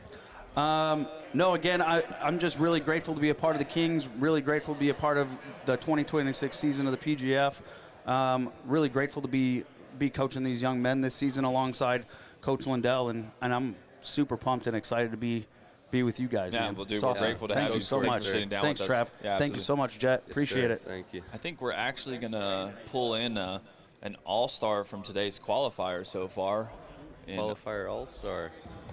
I'm going to ask you, too. Austin Ornday? Orende. Orende. Okay, I was telling Todd I'm not very good with words, so that's okay. names sometimes are hard. It's at a point now where I just go with it. Okay, cool, One day, cool. Orende, I'll take anything. Yeah, man, how you feeling? You're looking great out there. Honestly, I'm feeling really good. Today I woke up, I was able to get some good breakfast. The weight cut was steep. I started at 198, so to get food back in me, weighing around 183, 184, I felt so good. Man, that's nice. Yeah, them weight cuts can be hit or miss, you know, especially when you're dropping from a heavier weight. I felt that last week when I competed. I did not feel at my best, so Okay. I was happy. I knew the moment I woke up today, I was like, ooh, I feel good. Yeah, I will say when you walked in this morning, you were one of the first people here. There was a presence and energy with you that I was like, oh, he's ready to come play today. Oh, yeah. Man, it feels so good. Top, bottom, doesn't matter today. I feel like I'm in my strongest suit. So. There you go, man. Yeah, and it's hard to be beat when you're feeling that way. Yeah, I'm really excited, man. My goal is to get signed by the Las Vegas Kings. I want to be on the same team as Jet, same team as Cam. Man, I think it's a strong team with a strong chance of winning. There you go, man. So, you know, CEO, if you're watching, if I get the opportunity today, my goal is to sign with you guys. Okay, there we go. I mean, this is the best place to do it, right?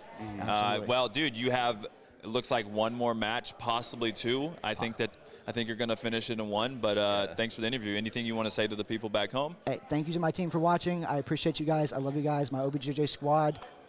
You guys are the best. You guys are awesome. For all the PGF fans out there, season 9, I'm coming. I hope I put on a good enough performance no matter what I should be in this season.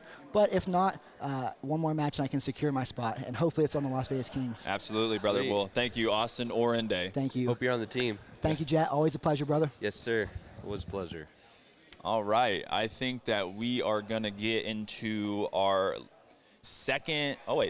our last Constellation match. And Oh, that one just happened. Yeah. Oh, there we go. Internet, dude. You know, Wi-Fi and internet and. Yeah, you're a little old for. No, dude, you're a little too Oklahoma for Wi-Fi. All right. let's bring it to Todd. In your next consolation bout of the day, out of the red corner, Matthew Mayfield. Nice. And out of the blue Matthew corner, Mayfield Noah coming in the McCauley. red, and Noah McCauley in the blue. This is actually going to be a pretty good match. We've seen. Pretty good. Yeah, I've been watching Noah McCauley for a while. One of my buddies in Oklahoma, he lost him a few times at Blue Belt. Okay. Had a few scraps. Yeah. He's killing it now. That's definitely how you gain the respect of people. You go in there and you beat people's teammates. Ooh. Yeah. He is definitely. That was fast. Yeah, that was definitely fast. I think he might have let that one go a little too far. A little far. Yeah. No, it looked like he kind of paused for a second. But yeah. Well, it looks like it's a little stable and he's walking, so yeah. That's good. Man, you know, when you get into these qualifiers and your you're winner 2 matches away by from winning break it, sometimes in it feels 16 as if you seconds, should just let Noah it go, let McCauley. it go a little bit farther, but that's not always the best choice. But we see Noah came in there and got a 16-second sub, so we're going to see him back against him and Austin again. Him and Austin. If he wants to win this ticket to the PGF or to the PGF season, he's going to need to beat Austin twice. Yeah. That's a very tall task. Yeah, I was going to say that looks like a tall drink of water for him to do that. I think that we're actually going to try to get Mr. Kevin Lucas. We're going to try to get Kevin over here, the owner of the Las Vegas Kings, see what he thinks about today. Kevin Lucas, thank you for joining us. Travis Amantis Thomas. Yes, sir. Jet. What's it like to have a single name that just everybody knows and you're that rad? I don't know. It's I guess I'm used to it now. There you go, yeah. He's used to all the fame, dude. He was the child in season 7. Now he's a grown man. Now he's a grown man. Yeah, absolutely. So, Kevin, I wanted to bring you over here and ask you, what have you thought about today? Holy cow. Think about the submission rate of today.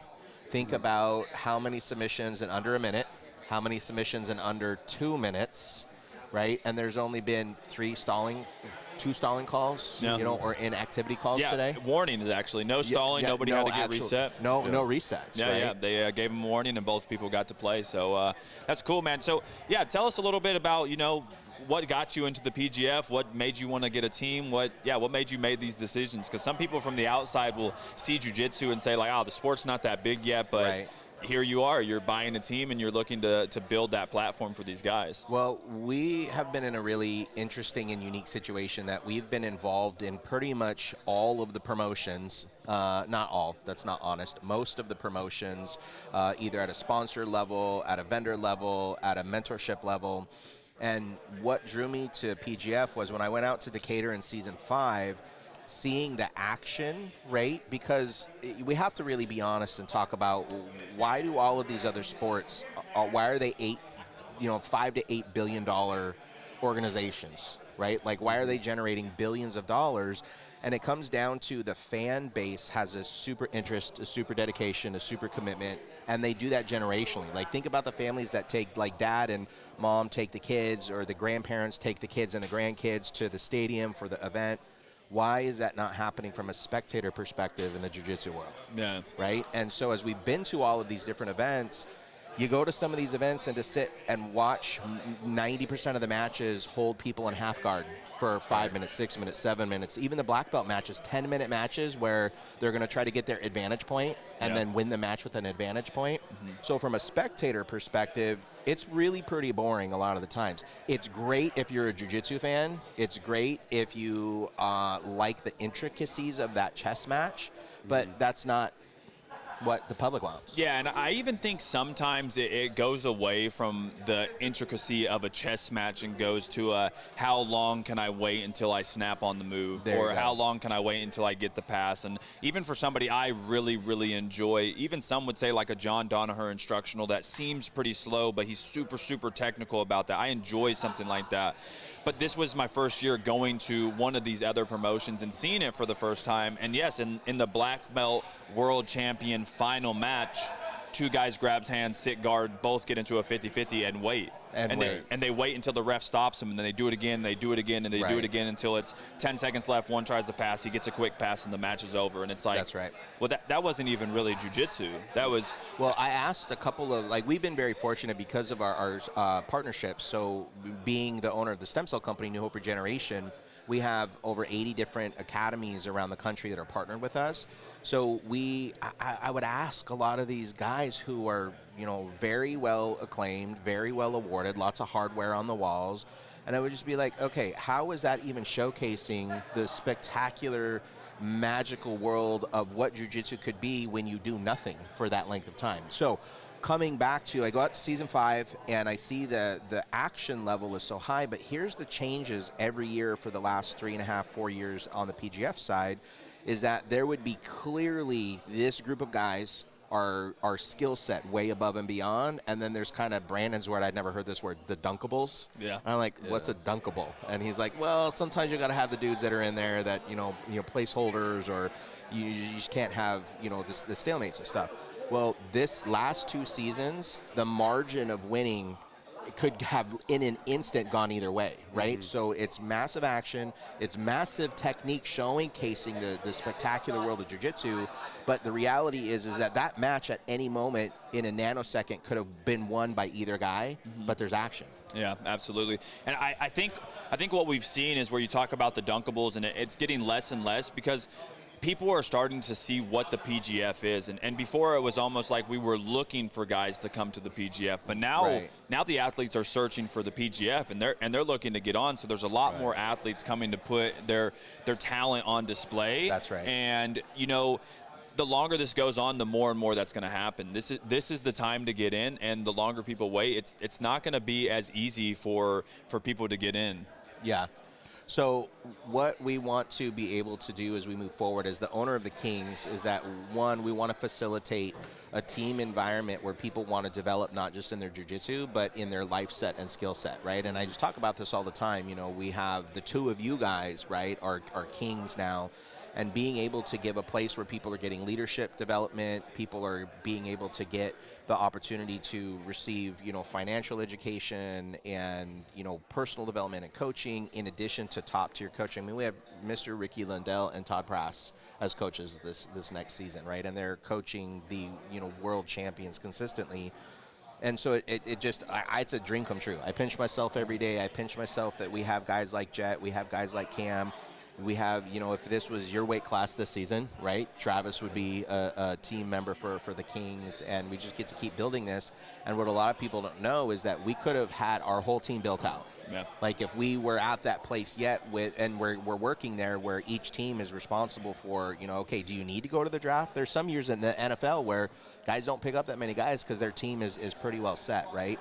And we were in that position where the Kings, we could have had a whole team of killers already set, but we put together kind of a rule that only allowed 2 protected players coming in on the front end. So we chose Jet, we chose Cam, and I just can't wait to see what's going to happen in this 175-pound season. Yeah, I feel the same way, and you know, I'm pretty sure that, you know, Jet has been a part of. What team were you on the first season? First form. First form, and then he got to be a part of the Kings, and I think he was able to see a difference. And we talked about it already. It was a week, and then now it was 6 weeks. But like Kevin says, we're trying to establish, you know, Kings on the mat and Kings in life. And with that, what we do is we bring in leadership meetings every Tuesday. We feed the guys. We really bring the team together. And maybe Jack can attest to some of that, you know, the differences in the seasons and maybe like what the differences in the teams is. Yeah, I've obviously I've only ever been on 2 teams, but like by far the New Hope Kings was like, you were paying for my food. You had us out for the leadership every Tuesday. So y'all are doing a lot more, not just on the match, but off the match as well. Yeah. And as the team sees, like, the PGF is growing, and we know it's a long time for athletes to be away from work and away from training and away from home. So we definitely try to compensate these guys on the work that they're doing. You know, nobody's going to come out here for free, and as a team and as a group, we want to make sure not only are you guys getting the leadership training, but also getting the ability to live out in Vegas for 6 weeks and be taken care of and not have to worry about what's going on at home.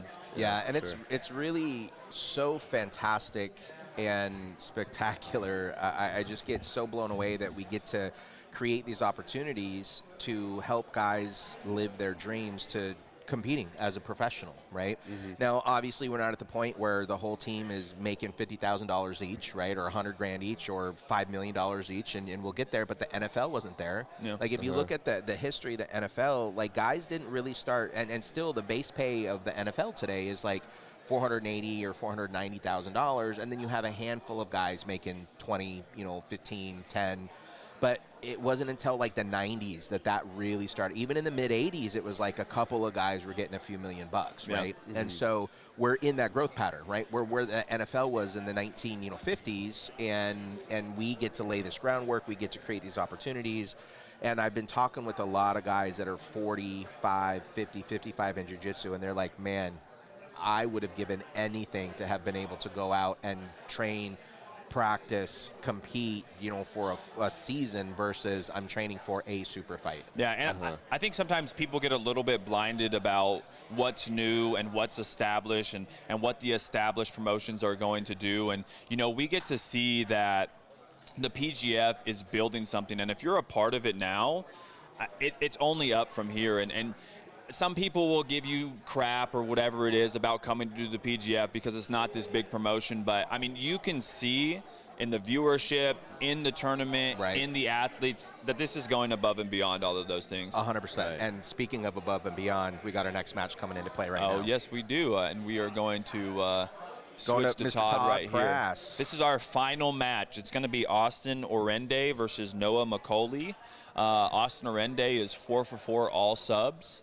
Noah lost to Austin and has made it back to the finale. So if Noah wants to take this ticket home, he's going to need to beat Austin twice.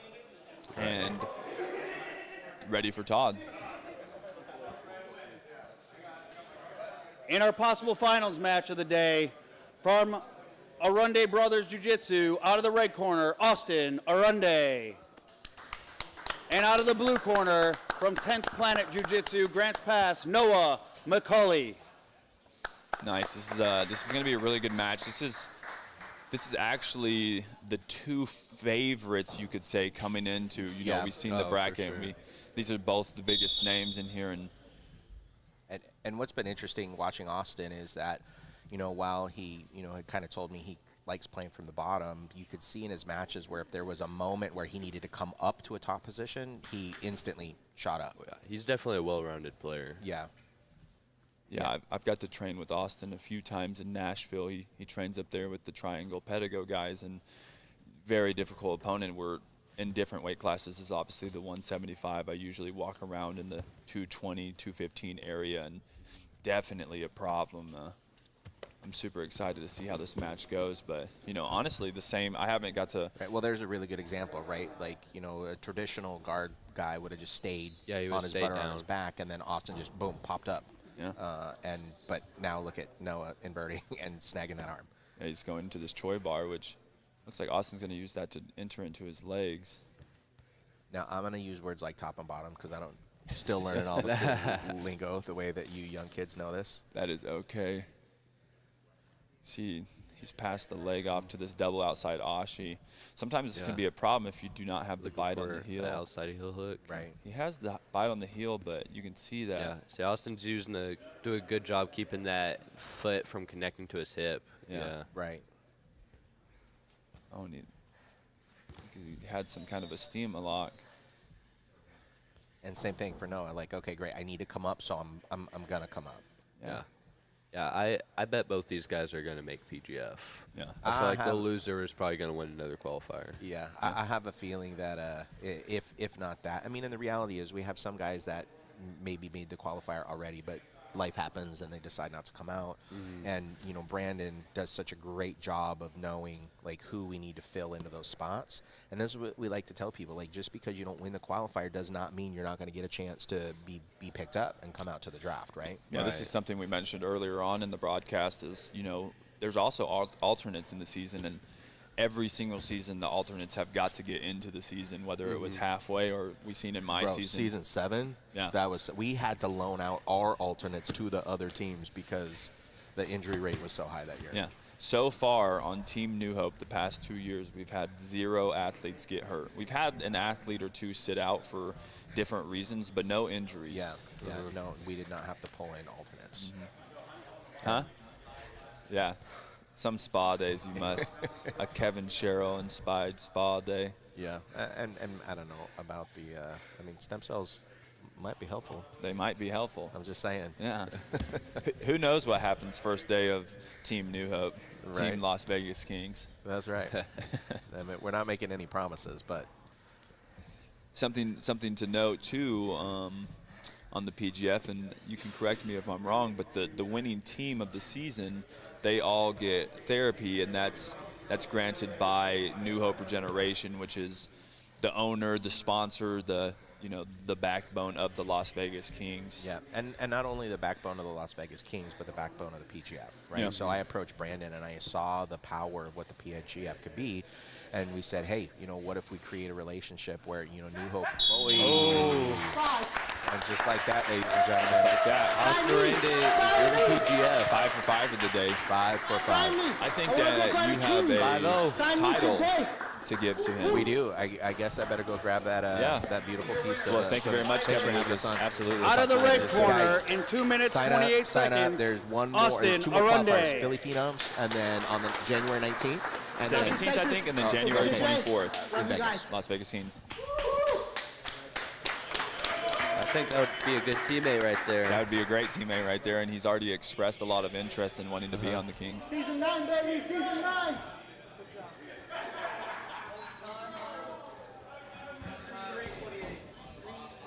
We have a, yeah. Looks like Austin's actually going to get awarded right here a little plaque for winning.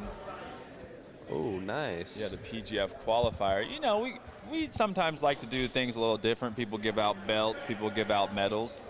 We give out gold trophies, something that looks nice and can sit on the stand. You know, some. Yeah. I don't know. I don't got many trophies, dude. I don't win much, so. Dude, the coolest ones I've ever got were, have you ever heard of Jits Kings? They back in the day, I used to do them all the time. They run these like all kids cards. Yeah. But they have this guy in Florida who just like carves like these wood plaques. Oh. And he'll carve like 30 or 40 of them per King, event. I'm coming, baby. Here I come, baby.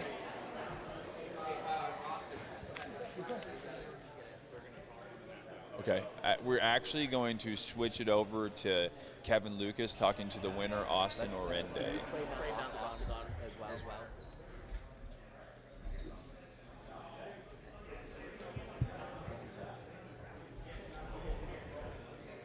Testing. Our mic's good.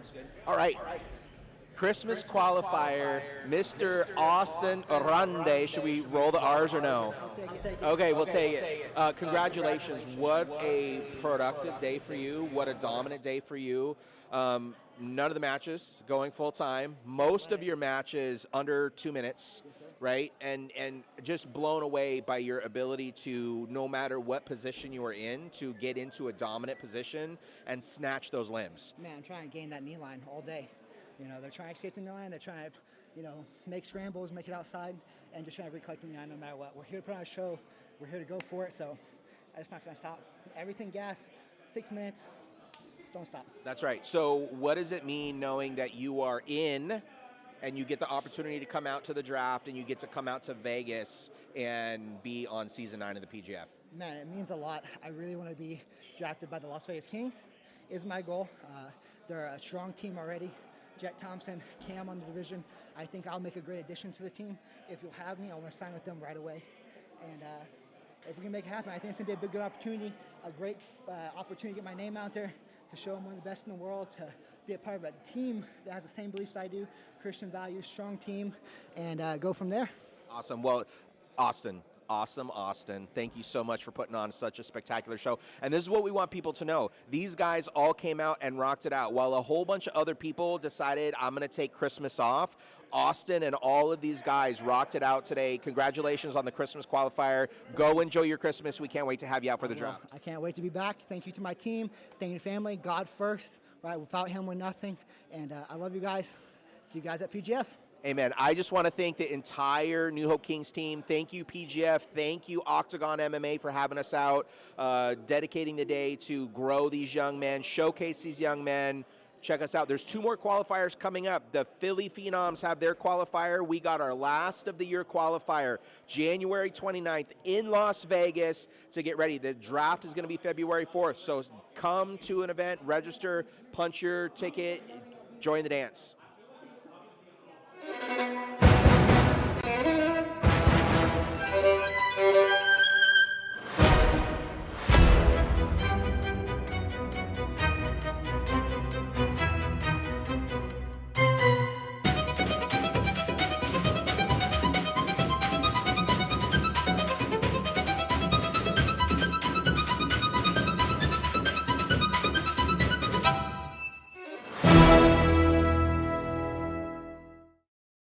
What's up, guys? It's Travis Thomas, the general manager, sitting next to Brandon, the commish, and Kevin Lucas, the owner. Some even think of him as a mafia man, is what I've heard. Dude, I've heard that. Yeah, I've heard you might be connected. Too. Yeah. I keep hearing that too. I don't know if it's the suits or what it is. I've also heard this week I'm kind of intimidating.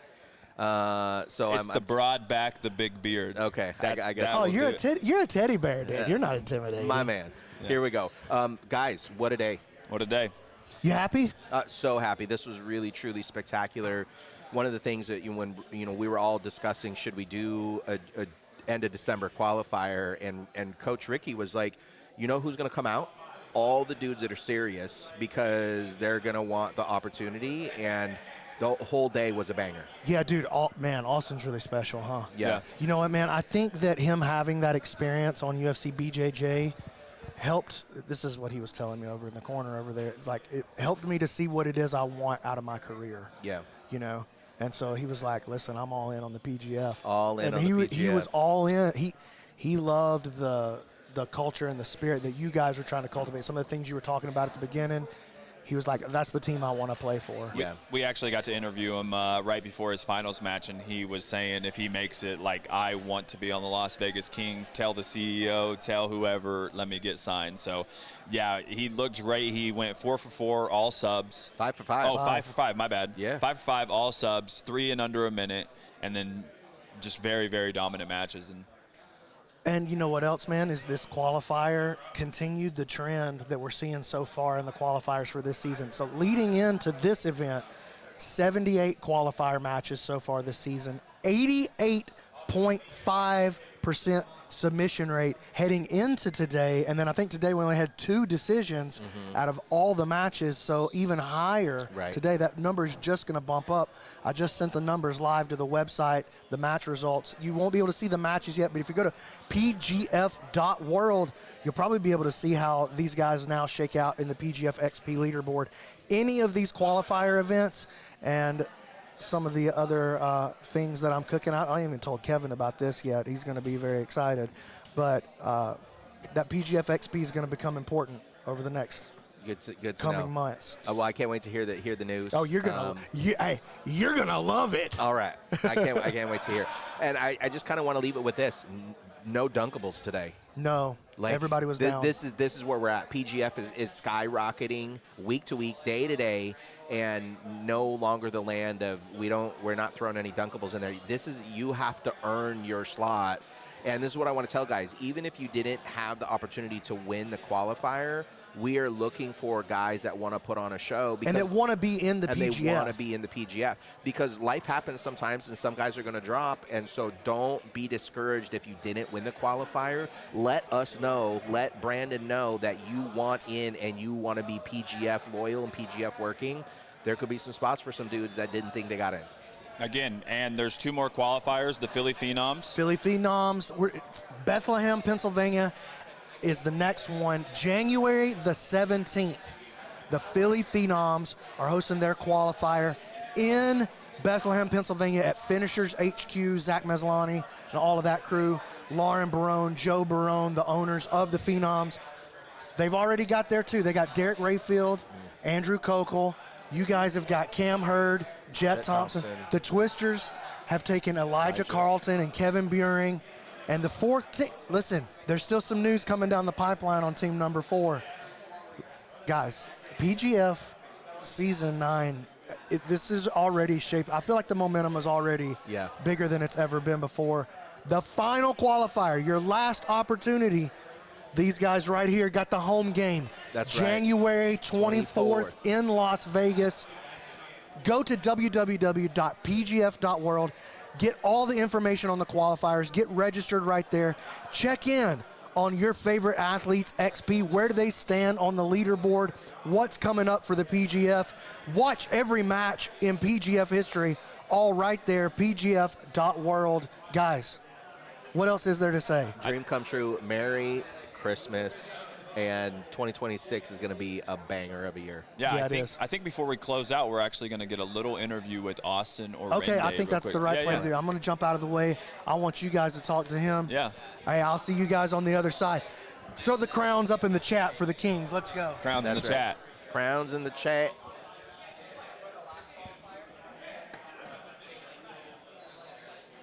All right, we have Mr. Christmas winner himself, Austin, with that man. Look at that blingy. It's pretty nice too. Yeah. Right? they told me they're going to give me a necklace as well. So Yeah, you guys are. we had the necklace, and shipping decided not to. So wait till you see this. She showed me a picture. It looks sharp. Okay. I'm excited. My I'm going to be man. wearing that thing around the house, you know, There you doing go. dishes. There you go, dude. I like it. What would be the attire with it?